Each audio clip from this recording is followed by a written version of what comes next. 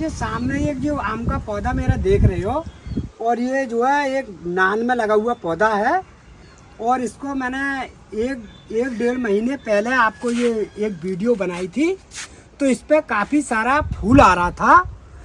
और अब फूल के बाद में इस पर जो आम वगैरह छटे हैं, तो ये आपको लोगों को सामने मैं दिखा रहा हूँ कि ये देख रहे होंगे आप सामने कितने सारे आम ये छटे हैं। इस पर कोई भी आम ही ऐसी नहीं है जो गिरी हो। तो इसके बारे में आपको लोगों को बताऊंगा कि इस चीज़ से मैंने इस चीज़ में क्या क्या डाला है और क्या चीज़ से इतने आम सारे मुझ पे ये रुके पड़े हैं।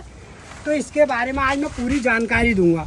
तो भैया ये पहली जानकारी तो मेरी ये है कि जैसा आप लोगों सामने जो देख रहे हो जितने सारे जो आम रखे हुए हैं, तो ये मैं पिछली दफ़े जो मैं करके गया था काम इसका, तो उसकी वजह से ये इतने सारे आम बिल्कुल ढेर सारे रुके हुए हैं और सभी अमियों में पैट हो चुके हैं। और ये पूरा पेड़ देख लो आप सामने जो लग रहा है।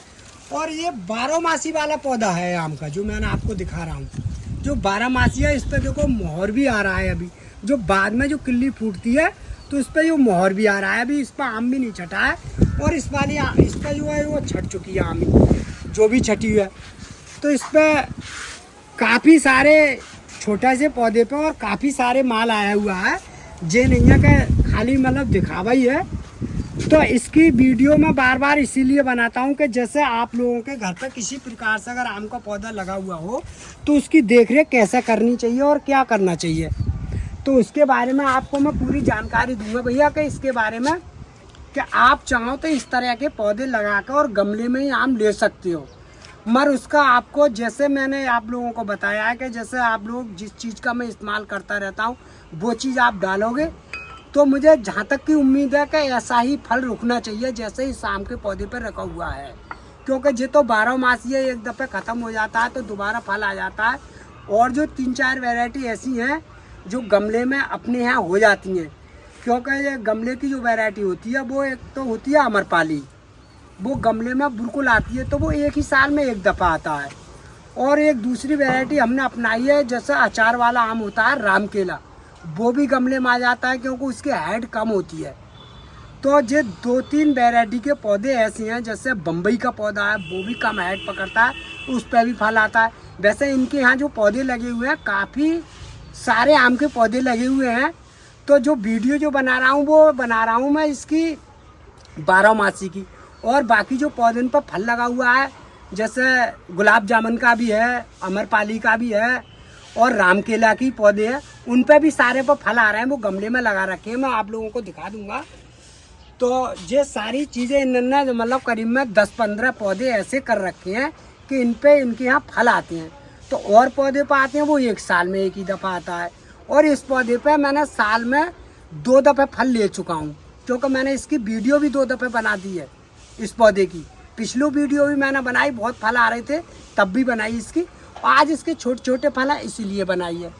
तो मैं इसके बारे में बताऊंगा कि भैया मैंने क्या क्या डाला। जैसे ही आम का पौधा जैसे फूटने से पहले ही हमने जो इसके अंदर काम करा था इसके गमले के अंदर, तो पहले हमने इसकी नराई गुड़ाई अच्छी तरह से कर ली पौधे की, गमले की बढ़िया तरह से।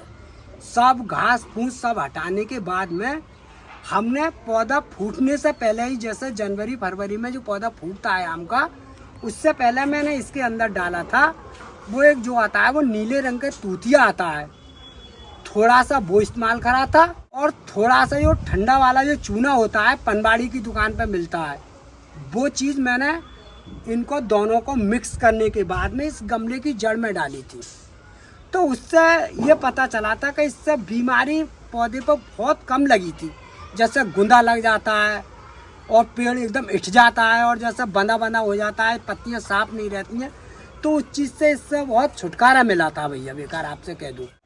फिर उसके बाद में जो वर्मी कंपोस्ट की जो पैकेट आता है, फिर मैंने करीब में इसमें 2 किलो खाद 2 पैकेट इसके अंदर मिट्टी थोड़ी सी निकालने के बाद में मिट्टी में मिला के फिर वो डाला इसके अंदर। मैंने इस पर ये चीज़ डालने के बाद में जब इस पर मोहर आ गया खूब बढ़िया करके, तब मैंने ये देखा है कि अब मोहर आने के बाद में फिर इस पर कोई ऐसी बीमारी लगने का टाइम नहीं था।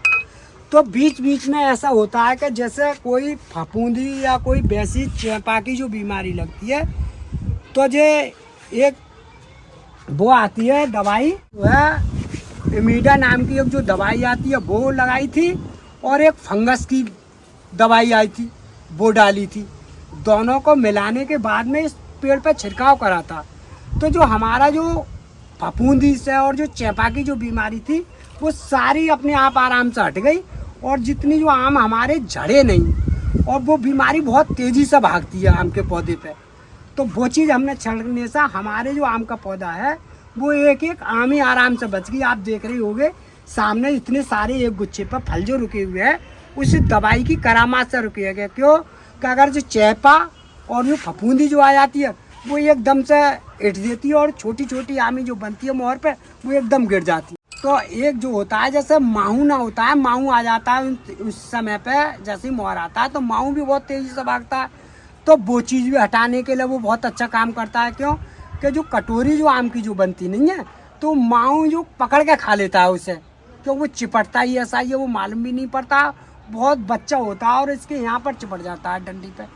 तो वो भी चीज़ का इस्तेमाल बढ़िया होता है, क्योंकि उस समय वो दवाई लगती इतनी कारगर होती है कि आम के पौधे के बचाने के लिए वो दवाई बहुत ज़रूरी है लगानी। तो वो जो दवाई हम जो छिड़कते हैं तो उससे हमारा इतना हमें आराम मिलता है कि उससे हमारा जो भी आम होता है वो सारा बच जाता है। और नहीं तो ये तो हमारा 10-5 पौधे हैं तो हम इस तरह के करते हैं, और जब बाग में लगता है तो आप जानते हो टैंकर के हिसाब से लगाती हैं दवाई, तो हम उस तरकीब से बचाते हैं। और इस बागों में दवाई न लगी है तो अब की साल भी मोहर बहुत कम रुका है। मोहर तो आया है मगर फल नहीं रुका, क्यों कि टाइम पे दवाई लगती है जब ही फल रुकता है। अच्छा, आपका अगर आम का पौधा लगा हुआ है तो आप लोगों को एक बात का ध्यान रखना है कि जैसे ही अगर आपके गमले में अगर पानी की मात्रा कम नहीं होनी चाहिए, अगर आपने गमले में अगर पानी कम कर दिया तो ये छोटी छोटे जो फल रुका हुआ है अगर पानी कम होगा तो ये झड़ना चालू हो जाएगा।